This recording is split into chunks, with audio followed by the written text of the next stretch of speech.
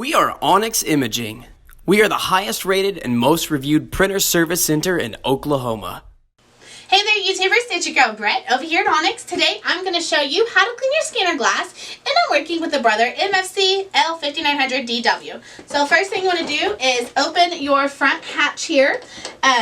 You want your favorite glass cleaner in a lint-free cloth. You never want to take this cleaner and spray or pour it onto the glass. It could cause moisture to go underneath the glass. In the result, you'd have to replace the ADF because this isn't replaceable itself. So if you're seeing defects, go ahead and clean the printer, the little line and the big one.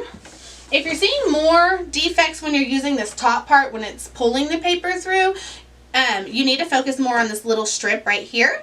If you're seeing more defects when you're using the flatbed part, focus more on the bigger piece of glass.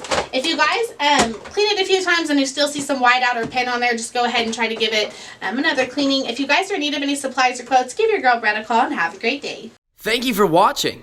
If you're interested in how you can receive free labor on all of your service calls, as well as how to qualify for free printer upgrades, contact us today. We are here for all of your printer and office supply needs.